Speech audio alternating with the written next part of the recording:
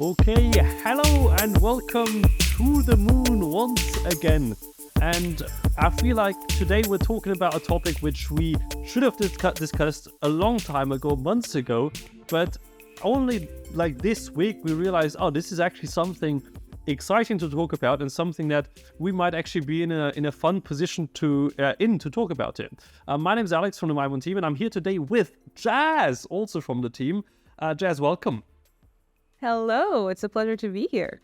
If you are one of the 3 people who have listened to all the episodes of the podcast that we've ever published, which is hopefully going to be more continuous, we say that every time in the future, you might remember, Jazz, from the conversation on what did you talk about with Gossip. Exactly, you were talking about women in MUN and how the experience might be different than what we as men experience. Exactly. With Sarah Luna, exactly. Oh, dear me. God forgive me. But anyway, I definitely recommend you go and check that episode out because it was a lot of fun. But today, Jazz, we're talking about AI in Model UN. And there's so many dimensions to it.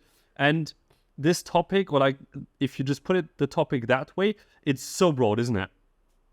It is. It's insanely broad, especially that you have a tendency to delve into AI as a concept itself, and then just the different, as you mentioned, dimensions it has and how it can be applied, essentially. Yeah, absolutely. So we're gonna, maybe this is something we can actually have multiple podcasts about, as well as we talk about it more in the future. And I think this podcast, because we were talking about it or thinking about it also from sort of a social media perspective, and what information content we can provide, and maybe even tools we could provide as mymun for the MUN world in that regard. And that's where sort of the idea to do this podcast came from. So today, our conversation, I think, is going to be an exploration almost of what the different topics are, where we might be able to provide some value, but also things where we might be in a place to ask for you guys' thoughts from the community. So in terms of structure, we have a little bit of a plan for this podcast, actually, for the first, not the first time, but it rarely happens. We're going to talk about, firstly, I think this is the most exciting point, AI and Chat GPT and similar models for delegates, right? Then we're going to talk about chairs, because I think this is going to be a bit spicy. I've had my fair share of debates about what a study guide should be and how it should be written. And then also for organizers, because I think there are some really, really exciting ways organizers can use tools like that as well. And then we're going to finally, at the very end, talk about maybe briefly about what we as mymun could or should do with AI things. And again, AI, it's so broad, but I think the main focus, Jazz, is like today language models like ChatGPT or Google Bard, stuff like that. Absolutely. So, Jazz, I'm a delegate. I'm gonna go to a conference. Am I even gonna prepare anymore? Or am I just gonna go ChatGPT? What's my country policy? Give me a 2-page document on with all my preparation notes and let me go. So I think the first thing I would mention here is that as an AI model, ChatGPT is very, and not just ChatGPT, but I'm going to focus on that one because that's the one that is mostly mentioned, and that is the one that is more frequently used, let's say. Mm-hmm. It has its limitations, and I think that's something that a lot of people have a tendency to forget. You are limited to a certain time frame. I think so far it's 2021. I don't know how far it develops. Actually, if you have the pro version, well, this is obviously going to change. Like, if you listen to this in 2 weeks, it could be different. But if you have the ChatGPT Pro version, you can switch over to the GPT-4 language model, and there you can select that it actually browses the web as well. So it can actually get you very much current information as well, and not just stuff that happened before 2021. That is a very important piece of information, but I do think that most of us are going to go for the version where you don't have to pay for it. I think that is very fair. I think that's very fair. Like, realistically speaking, and I don't know to what extent, it depends, of course, if you're a student, if you're a high schooler, if your entire purpose of using ChatGPT, if you use it on a regular basis, if this is your first time using it, there, pardon me, there are a lot of just general conditions, or not conditions, but it's very dependent on your intention and on your background for the usage of this specific tool, right? Right. And here is where I'm going to say that using it might be helpful in the sense of giving you a general idea on things. But if you Right. do go and tell ChatGPT to write you, a position paper, it will tell you, do some more research on this because it's limited, and it knows it's limited. One thing that I would also mention here is that, so essentially what happens with these models is that they are fed information, right? They are Right. fed already existing information. There are topics that are, let's say, controversial, or not controversial, but they are viewed from a certain point of view, right? Mm-hmm. It's not going to be fully holistic, and that is something I think that we need to remember as well. It will have a certain bias depending on what kind of information it is fed. And I do remember I was talking with, well, I wasn't talking with our instructor at university was teaching us about this. Essentially, she was talking about how AI is used in medicine. And I'm going to digress here, but this is a very important point. Go ahead. She was talking about AI in medicine and how essentially, because in history there has been a tendency towards a little bit of racism in medicine. It doesn't take into consideration a person's, ethnicity. It doesn't take into consideration a person's just biological structure. Let's just say that. I don't know how accurate these terms are, but the research that has done in the past is currently the only reference point they have. It's true. So if it's going towards diagnosis nowadays, it is going to depend on the research that was done in the past. Mm-hmm. Yeah, that's fair. Yeah, I mean, it's a challenge because we're trying to build solutions for the future. But it's a challenge to build the solutions of the future by just looking at the past. And the creativity, I suppose, of ChatGPT comes from its knowledge of the past. It doesn't come from being able to sort of creatively think about what it might do. At the same time, there is a lot of potential in that, by looking at solutions that have been put in place previously, and what of that might be applicable to whatever you're looking at now. Mm-hmm. I think so. I mean, honestly, I think it's really interesting, and as you say, like, it can be a good starting point for research. But obviously, it's difficult to use it as as a holistic research base. Like, it's not going to do everything. Certainly not at the moment. And what I talked to Juju earlier, she mentioned that it's great for beginner delegates because it gives them maybe a starting point where, without having this extensive knowledge, and this is something that we as mymun are all about, making MUN more accessible. And I think it does that in a great way where, as a beginner delegate, without knowing exactly where you have to look, as well as some seasoned MUNers, this might be something that really gives you a great starting point into the world of MUN. But again, at the same time, if you want to be a really strong delegate, you have to go out there, you have to find those resolutions, you have to read them. And if you don't, you're just going to be at a massive disadvantage against all those who might be using ChatGPT. Hot take, is ChatGPT going to allow all MUN debates to be a lot more substantive than they would be without? That's a good question. Because don't you know that feeling of going to a conference, you're in a committee, and one person after the other is just talking more or less nonsense, just throwing some random ideas from the space of roughly the topic area into the room. Most of them have never read a resolution. If all they have to do is write a half-decent prompt in ChatGPT, maybe people are going to be a bit more prepared and are just going to benefit a lot more from the debates that are happening. So I think the very important thing here is as you just mentioned, it's the prompt that you put in, because my only fear here would be that, okay, I'm going to put in my topic into, the prompt section, and I'm going to get so much information on this.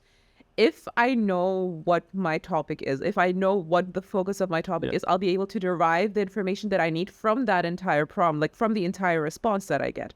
If I can differentiate what's important from what's not, I think my fear here as a chair would be that we're going to have so many layers to discuss that we're going to have to, again, in the session, take some time out to kind of just prioritize, okay, you guys, we have 15 different layers here. Which ones are the most prominent ones in your opinion? Because in the end, we're kind of there, like chairs are there to guide the delegates, not tell them what to do, right? Isn't that what the study guide is for? Isn't that where the chairs lay the focus and then delegates can then dive into those topics in detail in their research?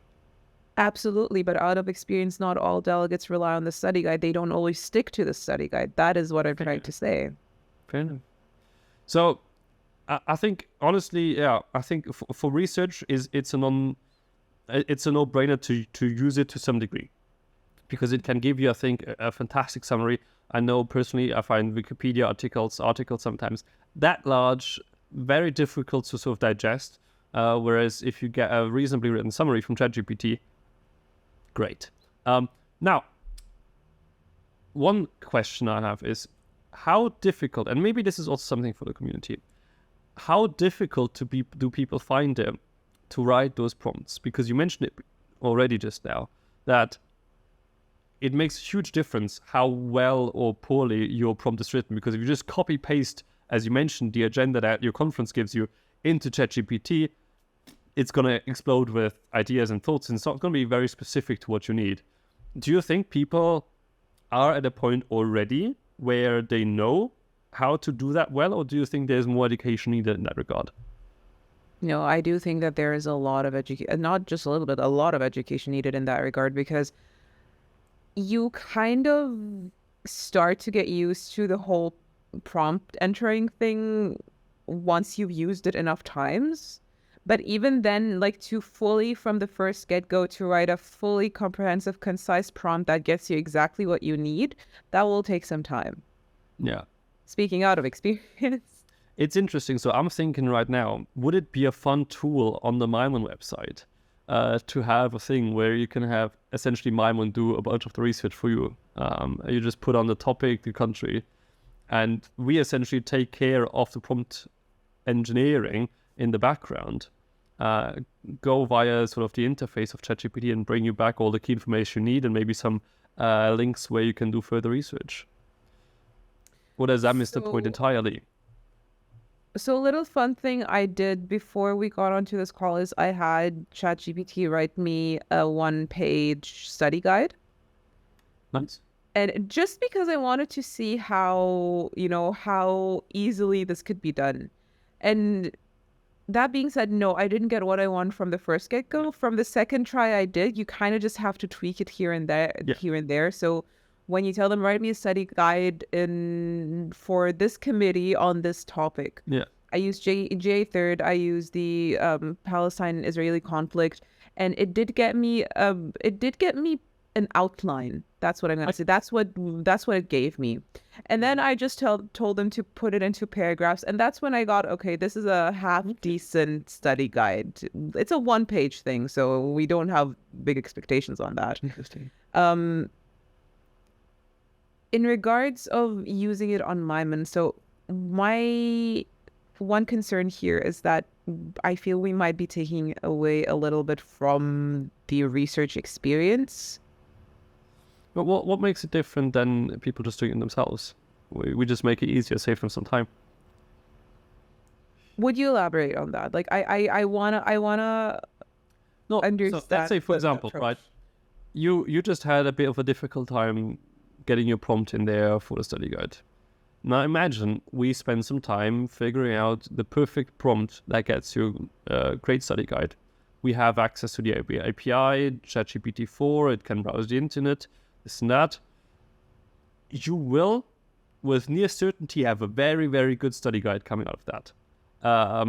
By just clicking one button in mymun after selecting the topic or putting in a topic and a country and a committee. You would be challenged to do that yourself. Same for researching what a delegate needs to research. Like, as a delegate, especially as a beginner, we see that in our Discord all the time, people are asking, how do I prepare for this position, this committee? And as a beginner delegate, you don't even know yet what you have to research, right? Whereas we can, in our request, for example, to ChatGPT, be like, we need a summary of the key resolutions on a topic, which, by the way, I wanted to do that before I did it in parallel just now. I asked for relevant resolutions and summaries of those resolutions regarding Sudan, and it just gave me a summary of the 3 most recent resolutions. And most recent, because it's browsing the internet, gave me the one from 2023 actually, and 2 from 2022. So could this be an interesting tool, or are we just going to be like, oh no, MUN is just so much about learning that we want people to have also that learning experience of figuring out what you have to research and then doing that research for yourself? Like, where, like, MUN is all supposed to be about learning, right? And then it's about the question, okay, how much of that research process is part of the learning? Or if we can make your research process a lot more efficient, maybe that would allow you to get more out of the MUN in-person experience that you will have on site that you would not have if we weren't helping with your learning. I do get where you're coming from, and there are parts I agree with. However, I think in this specific scenario, I would honestly not opt for ChatGPT unless I've had experience in MUN. Okay. Because so you're not suggesting it for beginners. I would not suggest it for. I would suggest ChatGPT for beginners as a reference point, as we had mentioned earlier in the conversation. Like what are the key events? Like, or if you give me a summary of the key resolutions, then you actually go and read through those resolutions, and at least I know which resolutions to go through, or at least the key events that happen. Because okay, I got the 3 most recent resolutions, and the resolutions will mention the important parts of this entire case. They're gonna go back to the roots, right? Then I do have to research these roots. So I would use it, but more as a reference point than the sole research itself. Yeah. I mean, I think if we were to do something like this, we would definitely have an important part of it would be to make whatever interface or AI we use, give those starting points for further research. I think that will be important, because I think the sort of having it be the sole research, there's benefits in that as well. Like, imagine if you're a MUN society and you just want to have a quick debate in your weekly session on Wednesday, just for the purposes of getting into the flow of debating. And if everybody has to research, nobody's going to do it. Same when it comes to writing a study guide. You're not going to write a study guide for a 2-hour session on Wednesday. But if all it takes is throwing something to ChatGPT and getting everything back, like, we could literally have an interface. We'd be like, okay, I want to have my session debate on Wednesday. This is a topic. I want to have 15 countries. And then it's going to give you essentially a little note for every country with a rough position, just so you can really efficiently go on Wednesday and do your debate. It also sounds fun. I want to do it all. So, honestly, in this case, like, if we were to integrate it on mymun somehow or offer something on there, I would genuinely only offer the starting points, not the actual research.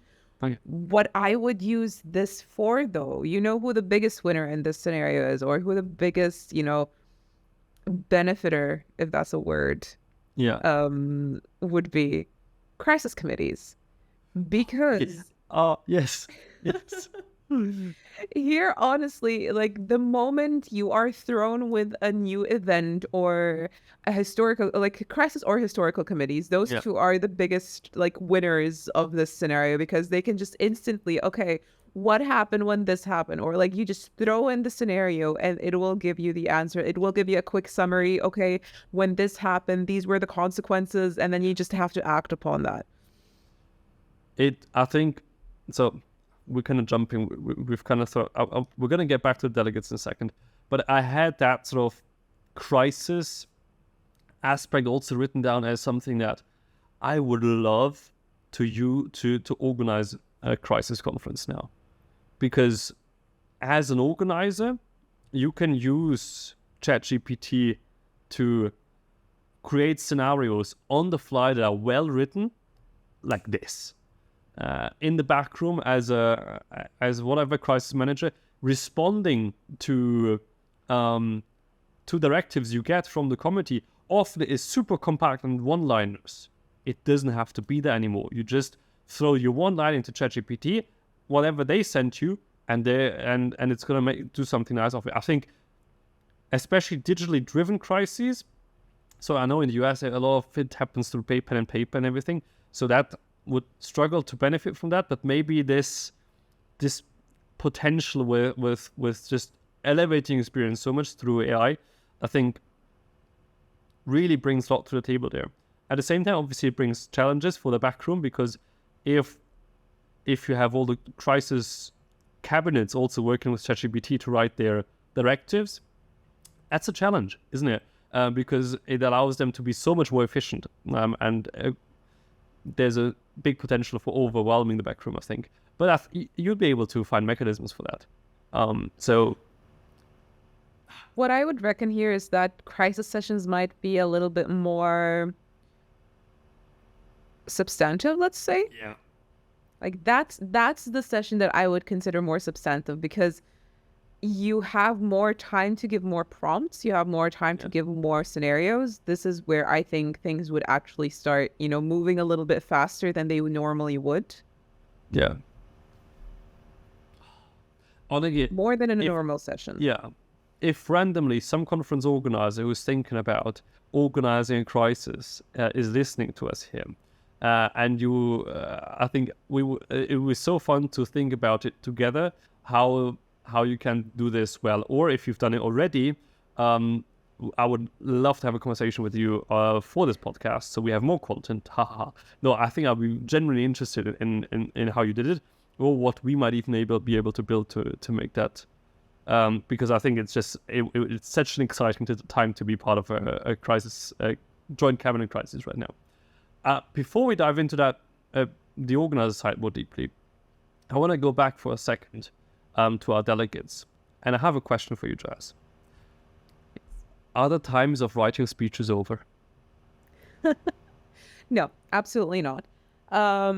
Here's the thing. I don't know what others might think about this, but I do think that ChatGPT might actually help people a little bit become better writers. What? Because in the end, you pick up your writing style, or your, the way you express yourself, from the people around you, from the speeches you hear, from the things you read. And I do believe that the more you read, the more you adapt yourself to that kind of style. And if you have ChatGPT write yourself your speech, you're accidentally going to pick up bits and pieces from that. Yeah. That being said, again, out of experience, never take anything that is written as is, because there are things that you're going to need to adjust. There are things that you're going to need to, make a little bit clearer, maybe a different wording. And in the end, when you have a bot write things for you, it's clear that the human touch is just not there. That's and true. People will notice. This is something very important. People will notice when it's not your tone of voice, because you yourself have your own way of expressing yourself. And if you just have a speech that is completely computer generated, they will notice, and it will just seem off. I'm not saying it's I don't know if I would consider it a bad thing or not. That is a very subjective word. But people will just notice that something's off, and I don't think you want that in your speech. I think so. Originally I thought, oh man, the only thing that in comedy that's keeping you from actually having more formalized speeches is time, right? Because oftentimes you're responding to something ad hoc and you have 3 notes written down on your notepad. Now, if those 3 notes were in some sort of associated with a half-decent prompt that writes an MUN speech for how many seconds, the output of that, I think, would actually be pretty decent. But you're right.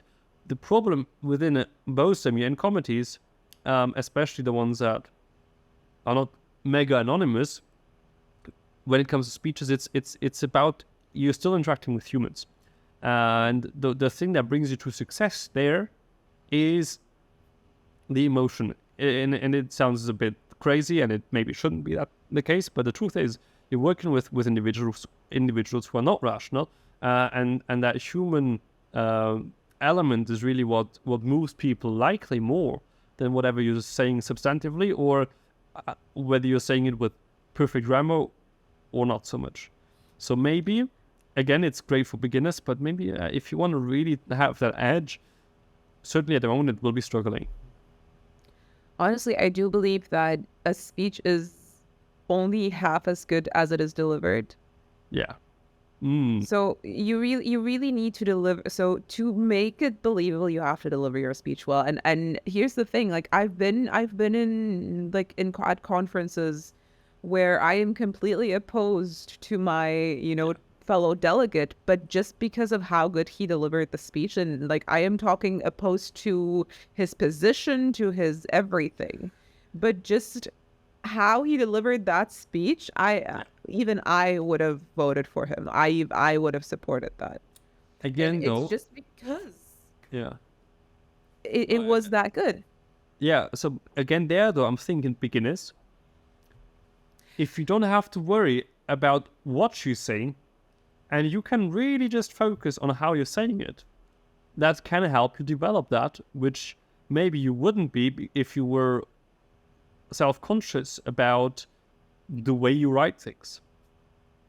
I would definitely suggest it or recommend it for people who just kind of want to get inspired. I would genuinely just use it as an inspiration. Like, hey, can you, like, I have my points, right? I have my main 3 points that I want to mention in my speech, right? I tell ChatGPT to write something up with that. I change it up to make it a little bit more, me, the way I talk, the way I speak, the way I express myself, but just have a little bit support. I think that would be okay. That would be, you're still kind of, they are your ideas in the end. You just had a little bit of help forming them into coherent sentences, let's say. Interesting. But I do think here I will also mention that we need to remember the important, like what we always tell people is that the skills you gain from MUN are, they're versatile. You have public speaking, you have speech writing, you have communication, and all of these things, you can't just replace those with a computer. That's true. Again, I think it'll be super interesting to talk to somebody who's been a delegate recently. I think it'll be interesting, in fact, to have a proper panel almost, or old podcast where we get those different perspectives from the chairs, from delegates, because it's only been those last few months that, not even half a year really, where it's become so prominent, and to hear people's experience with what it's been like in a comedy, because I didn't have the chance to do a MUN myself in over the last months, where I would have been able to use it. So I think it would just be super exciting to hear that perspective as well. Let's maybe move on to chairs. Well, let's move on to chairs. Study guides. You talked about it earlier, to just get a study guide out of it. And again, I've tried it as well. If you give it a half decent prompt, yes, you will have to write a paragraph, maybe 2, just for your prompt, to tell it exactly, look, this is what it needs to have. That I want block positions for those blocks for that purpose. This section should explain that. It should be about that long. If you are elaborate in your prompt like that, the output is amazing. Maybe, in fact, the quality of study guides could increase through ChatGPT if you don't even give chairs who are a bit lazy sometimes the responsibility of writing them.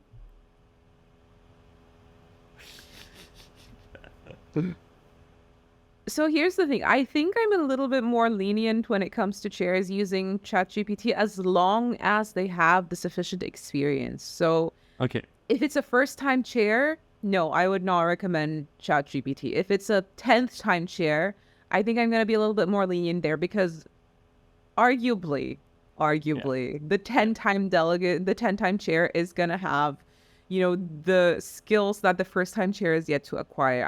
I really like to remind people that chairs learn as well. I mean, the Mhm. chairing experience, you learn from it as well, especially if you're a first or second time chair. You still have so much to learn, and it's not just about the content that you're learning, but about what you think is important for others to learn. It's how you deliver that information. It's what you know, put available for delegates. Right. And that's, of course, other than the skills that you need to learn throughout your chairing experience. But Right. if it's someone that has, like yourself, chaired endless times, who you have the sufficient experience to be, okay, I know this topic. I just, got caught up in 10 other things and I didn't have time to write a study guide. I'm gonna get some help here. I'd rather that Yeah. than, have a really, really poorly formulated study guide that the delegates won't benefit from. Yeah. I mean, my perspective on study guides, obviously, it's not shared by everybody. But I feel like it should just be a springboard that gives you the starting point for research. And Absolutely. Study guides are not supposed to replace the research. there you go. So having, using ChatGPT to write those sort of descriptive parts of whatever you're having, where a summary of the topic, throw into ChatGPT, have a look over it, make sure it's not saying any nonsense there, but have that write it, and whatever other parts you might have, which just gives some sorts of summaries or overviews or whatever, outsource it to ChatGPT. But I think certainly at the moment, I don't know of any AI tool. Yes, Bing and ChatGPT, they can give you links to various sources. But when it comes to having great sources for delegates to do further research, then it struggles. Because yes, it can find sources where delegates can research, but those are probably not the ones where it's really good if you want to have an efficient and in-depth research process which goes in the right direction. So I think that's where maybe chairs can spend more time focusing on that rather than, writing nonsensical sort of dumb prompt sort of abstracts about what the committee and its competences are and stuff like that, which a delegate would end up throwing into ChatGPT themselves anyway to get a summary themselves. So rather you do it as a chair who has some sort of idea about the topic already, and then save that for the delegates. No, I can see that. I mean, especially so, like you said, the study guide is supposed to be a springboard for the delegates to kind of start off on, right? They're not supposed to replace their research at all. And I think also we do have that experience of, there are the common suspects of sources that we always go to, the reliable sources that we know. And I think to just kind of differentiate that from any other sources, we know what we can trust out of experience, and kind of giving that on and giving that to the delegates, that is also part of our chairing job. What I will Yep. Yes. No, go ahead. Yes. What I will say though is that even when we have ChatGPT give us kind of these, summaries for the study guide, I think even there we need to be very careful with the phrasing, because sometimes the phrasing is just it's so filled with jargon, it's so filled with Yeah. MUN language, it's so filled with UN language that beginner delegates, for example, might not understand that. So some beginner delegates might not know what a jurisdiction is. So we would have to kind of, True. phrase that differently. We would have to change it. We would have to use synonyms, just kind of make it a little bit more comprehensive Yeah. for the beginner delegates. I think that's an interesting perspective. Yeah. Yeah, that's just part of our job as chairs in that point, I would say. That's really fair. I think, it's easy to get too lazy, I want to say, with ChatGPT, and I've found myself tapping into that. And you read something and gives you, and it sounds great. You're like, all right, let's take it. You go back to it 3 days later, and you're like, dear me, what kind of writing is that? Because if you don't ask it to write in a specific way, it has a very identifiable, I want to say, way of phrasing things, and sort of exaggerates and goes like really, I don't even know how to put it, but everybody who's worked with it for a bit knows it, and especially when you use it to write emails, those emails, especially when you go back to them, they sound very weird. So this is a very good point to be mindful of, to think about the language, to ask it to write appropriately, but also for a given audience, but then also check it yourself and make sure you have that in mind. One thing I forgot earlier, and I wanted to talk about for the delegates, we're jumping back again, I'm sorry. Are position paper awards dead? I think, is there a point to them anymore? Should there still be awards for just like a purely written thing that... So here's the thing. Position papers, like, funnily enough, I didn't know the concept of a position paper award until, European MUNs. Yeah, like, I do think it's a regional thing. Like, it wasn't common for me, but it's very interesting to see that it is a thing that it is awarded. I wouldn't say they're dead. I wouldn't necessarily take them away, because it is, having a position paper that is well formulated is crucial to the debate, and it shows just how much effort the delegate has put in their research and preparation. But then again, I mean, it really does depend on their performance based on that position paper. Like, if they have a really well formulated position paper, but then you notice in the committee session, like, something's not adding up. Yeah. They can't defend the position anymore, or they're going completely against their position paper. And I don't know, like, it's a good question. That's the thing, and I think that's the question that sort of also schools are facing now. Like, is there any point anymore in evaluating written texts for certainly how well they're written? Like, is there any point anymore? Because yes, the substance, ChatGPT is not at a point yet where it can sort of comprehensively provide very, very strong substance. Yes, for position papers, it can actually be pretty good. But so even there, honestly, so when it's something like that, something so brief, something so, I want to say, on the surface,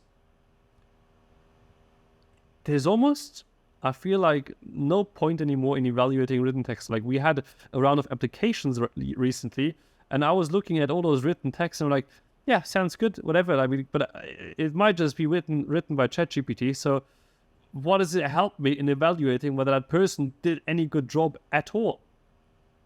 So here's the thing. I actually wouldn't take it away, just because, one, it is an incentive for delegates to give some effort into their position papers. And here's the thing. We're going off based on the assumption that everyone is using ChatGPT, or is that everyone is using ChatGPT in a, manner that's supposed to replace their own writing, which is not the case. I mean, a lot of people use it for different reasons. They use it in different levels, let's say. Yeah. And one other thing is, I'm going to go back to the skills that I mentioned. Like, we keep telling people through MUN, you learn a lot of valuable skills that you're going to need later on in life. And one of those skills is writing. Yeah. It is speech writing. It is writing a position paper. It is just generally writing, expressing yourself within a certain context. And I wouldn't take it away, just because it is still a crucial part. And we do expect them to put some sort of effort into their position paper. So after this back and forth, I would say no. Like, keeping the position paper award, I think, would be a good incentive for delegates to maybe exert a little bit more effort into their topics. I think I tend to agree with you, and especially what you mentioned about learning. Like, I feel like, yes, evaluating written text for performance of an individual delegate's or individual person's ability to just purely write, I think, is becoming somewhat pointless. But an individual's ability to produce written text is not going to go anywhere. Like we will still need written things in the world, because not everything can be taken in via audio or video. So written text is not going anywhere. And then what are we teaching people? Essentially, we are teaching people or asking people to learn how to use the tools they have available very well. And one of those tools can be Grammarly, to make sure your grammar isn't completely rubbish. One of those tools can be Google, so you can figure things out. One of those tools can be autocorrect on your phone. One of those tools can be ChatGPT to help you get the grammar right and maybe even have a somewhat idea of substance. But to really get to a better place, you still need to give it A, the good prompts, which is not something that's a given, and B, ideally adaptive phrasing in certain places. So learning how to write those prompts and get those written texts good at this point in time, just because it's easier, isn't pointless, because you still need those texts.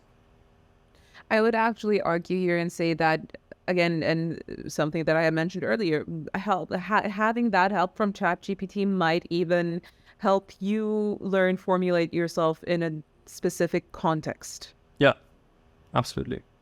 I fully agree. And I think, so what we didn't touch on in it is that for me, the biggest, where you learn, I think, the most in MUN is the part where you're interacting with people. That those social interactions, talking to people, doing the lobbying, having those impromptu speeches where you're reacting to people as individuals, even though, yes, countries, blah, blah, blah, substance, stay on topic. But at the end of the day, it's people interacting with each other. And I feel like that's where you learn the most in MUN, to be a social being with other people, to be creative with others, to find solutions, to negotiate, to come to agreements. I think that's where you learn the most. It's not necessarily about, there's other places where you're forced to research something, uni. So or school, school, uni, all that nonsense. No, it's not nonsense. But if there's those tools that we now have allow you to have a much better time or much more intense experience or easier experience having those negotiations, because it's not so hard to do your research anymore, then I think it can be a fantastic thing for MUN. So here's the thing. I do believe that these tools that were currently they've existed for years now, like for literally years, maybe decades. I don't know how far back they go, but for longer than people think they have, including myself, honestly. But they're inevitable. Like you can, I truly wholeheartedly believe that there is no way we are going to be, at university and people are not going to be using ChatGPT. Like that is not even a scenario. Like and this is something my instructor says. It's a course I'm taking about recommender systems, and she wants us to use ChatGPT, but she wants us to learn how to use it so we can use it for our own benefit. Yeah. And I think this is a very cool direction to go. And, she even told us, like, you have to sign a paper that you're not writing your thesis with it, or that it didn't generate your thesis. It's like, she's kind of, she's diving into the whole world. Like, okay, it's inevitable that it's going to be around us, so might as well teach them how to use it, which is, I think, also applicable for MUN, because in the end, I do believe MUN is just a different form of education. You're still learning very important things, very important content, but also very important skills. Might as well use the tools that you have available, use them to your own benefit. Because in the end, like if I have ChatGPT write me up a speech, what did I learn? Like, other than how to put in a prompt. If it delivers a perfectly good speech, the only thing I learned is, okay, it's a good speech. I learned how to write a speech, or like not even how to write it, but how a good speech would look like. But I didn't learn how to deliver it. I didn't, put any thought of it in my own. I did learn how to put in a good prompt, sure. But I think you're kind of taking away from your own learning experience here. I mean, yeah, to some degree. I think, I agree with you that it's inevitable. I agree with you that it's important to learn how to use it. It prepares you for whatever job you go in, and whether it's in diplomacy or not, you will have to use tools like that to be good at your job, because if you don't use it, you fall behind everybody. So in terms of preparing speeches, I think it can be great to give you inspiration. And I think at the end of the day, again, you are the only one who will be able to know what exactly you want to achieve and what you want to your speech to go in which direction. And if you want to have a good speech, then this is important. You need to give a really, really good prompt to whatever AI is writing it. And if you do that and it throws something out to you that helps you achieve that, maybe as a starting point, maybe as a finished product because you have no idea and you're just getting into it, then I feel like it's actually going to boost your learning, because you're going to have more and more speeches. More and more you're going to figure out, oh, last time I said something like this, or I did something like that, delivered that. And you can learn to bring those things together. But I think just phrasing things sometimes, you're also going to learn it just by saying those things that somebody else might have written for you. You can then use that in like a speech you give ad hoc. So I think use it every now and then to prepare a speech. No, absolutely. Because like, here's the thing. Like, I when I talk with my friends, I pick up on certain phrases they use just because I've gotten so used to that. You know, when you're exposed to something for so long, you kind of just end up using them. Same thing with MUN, like point of personal privilege. Like, this is something at first I had no idea what that is. Or the training phrase, please refrain. What was it? Please refrain from using personal pronouns such as I and you. Like, that is a sentence that you just kind of pick up because of how much you had to say it. And that's also something that I think people, you know, I want to mention again. Like, there are things ChatGPT won't teach you, or any AI tool, because there are just certain delegates, you know.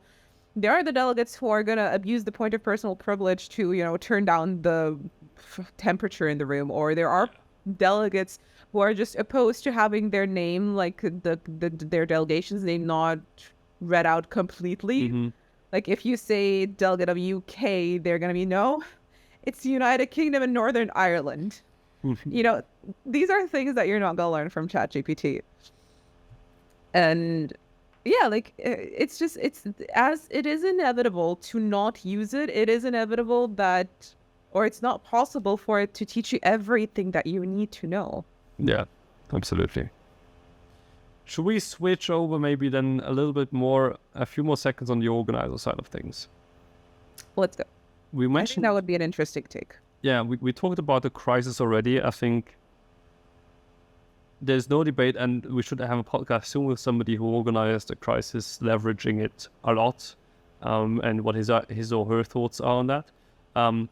But one more thought I had is that writing anything on your website can be made so much easier.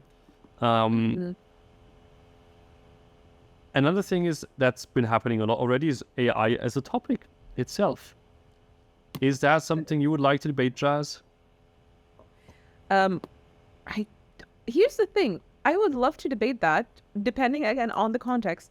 It's funny you should mention that, because again, when I was doing, you know, I was looking up some things before our conversation, and one thing I found this very, very interesting article. I can only recommend it.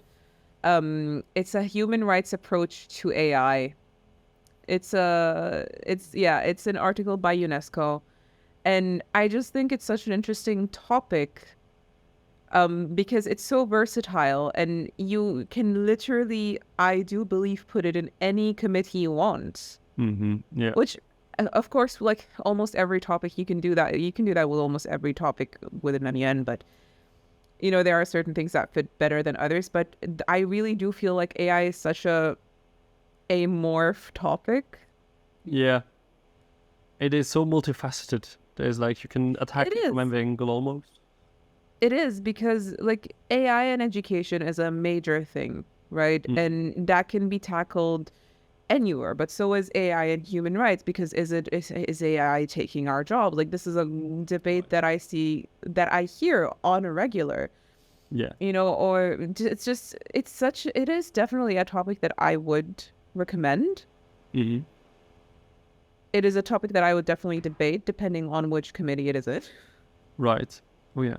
Like if you put me into Ecofin with AI, I'm not gonna, I'm out. I mean, this goes into a different direction, but like, do you see nations actually taking any meaningful action in that way?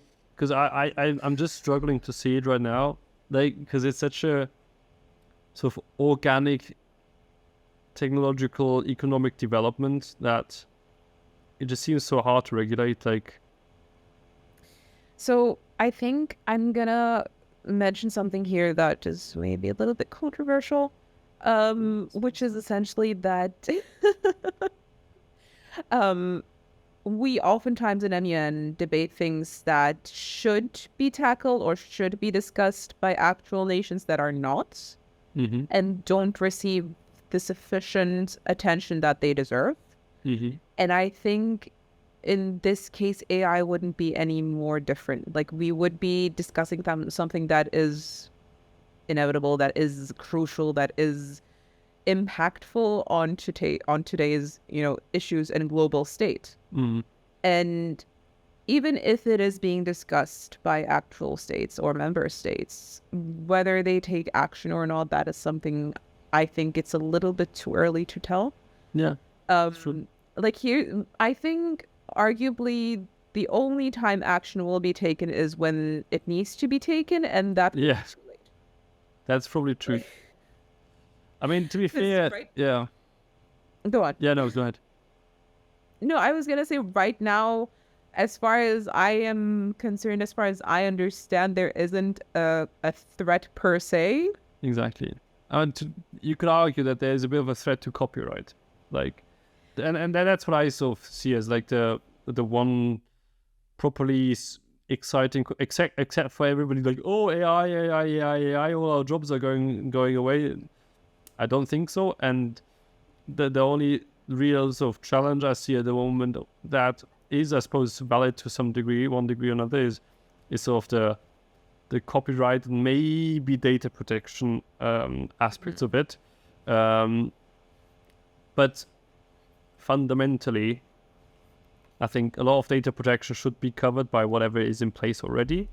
And then it's about copyright when you're talking about generative image AI or even texts, so that, I'm not going to start selling my own text as something that Shakespeare wrote, or I'm not going to sell a picture that I made with AI, even though effectively all of it comes from Picasso.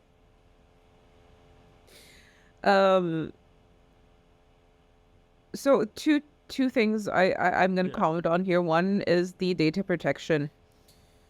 I think it's really important to be very cautious with what you input, into ChatGPT and any kind of AI model. I'm sure a lot of people have heard about the scandal. I don't remember which company it was, but they put in some very sensitive information. It was a code, and they wanted to find the bug in the code, and they told basically the bot to find the bug. And obviously that was leaked. Like the code, which was supposed to be confidential information, was leaked. And you are reminded constantly when you're using these models, when you're using any kind of AI, like bot or whatever, you are told not to put in sensitive information. Yeah. So that again, that goes back to you and how you handle these kind of situations. I personally, when I sign up for these things, I like to use a burner account. I don't necessarily feel comfortable using my own, personal accounts. That is one thing. Another thing is, I forgot the second point. We're talking about data protection and copyright. So copyright. I mean, it's not. Yeah. There are detectors, like there are detectors copyright, like there are detectors, AI detectors. Let's just call them that. I don't know what they are officially. Like Zero GPT, for example, and stuff like that. Yeah. Exactly. It's like, it's just like a plagiarism detector. You put in the text and it tells you how much of this was actually human generated. So that is one thing. However, as far as I understand, there are also cases where you can cite AI bots. If I'm not mistaken, there was a paper or two that were cited by ChatGPT. I'm not sure of the intricacies of this. Yeah. But that is something that also happens. God, yeah, that's interesting. Citing ChatGPT as a source, that is dangerous. So it is such a big thing, because in the end, again, we're gonna go back to the point that AI models or ChatGPT is fed by information. It's fed by already existing information. So the argument here is, even if the text is not human generated, the information that it has is. It is, yeah. So this is where the conflict begins. Yeah. Oh, and I think this is something we can discuss for a long time, but it's not core to our sort of original AI and MUN discussion. I think we'd also need someone who has a sufficient background when it comes to copywriting and AI, because I personally don't know much in that area. Maybe that's something what we can make Monica read up on, and she'll educate us. Oh, absolutely. One thing maybe that's interesting is what we talked about it in the beginning already as well. It's like, do you have anything else that for organizers you think is really interesting? So I don't know if this would be for organizers or for chairs, but I think what would be cool is to be open to the idea of, using AI bots and models, and just generally, having that kind of help, but kind of also set certain rules. Okay. So like I mentioned, like that course that I'm taking, we're being told, okay, we're going to use ChatGPT, but you're not allowed to write your thesis with it. Yeah. Or it can't write your thesis for you. It can give you inspiration, sure, but you can't write your thesis with it. You can't. And you have to sign a consent form and, sign it. I did not submit my thesis with ChatGPT. Right. Like, that is something you have to sign. Mm-hmm. And of course, if you're found out, that is a whole different thing. Oh God, yeah. But yeah, just and that, here's the thing, like, this is a purely, this has consequence, because this is a legal thing. This is a university. This is something that I do for education. MUN, on the other hand, you don't have that many repercussions, but I think just out of common courtesy, follow the rules. Yeah. If an organizer or if your chair tells you don't write your position paper with ChatGPT, don't write your position paper with ChatGPT. Yeah. Sure. Get inspo, get help in the sense of let it tell you what the important points are. Get inspired in any kind of way, shape, or form, be it from the writing, be it from the topics discussed, from the points, from the structure, whatever. But don't copy paste, don't disrespect the chairs like that. Yeah, I mean, follow the rules. If chairs want to set those rules, I personally wouldn't, but follow them as organizers. And I think now we just have to be open to it and see how it goes over the course of this year, where this is sort of new and sort of standards are sort of almost setting themselves.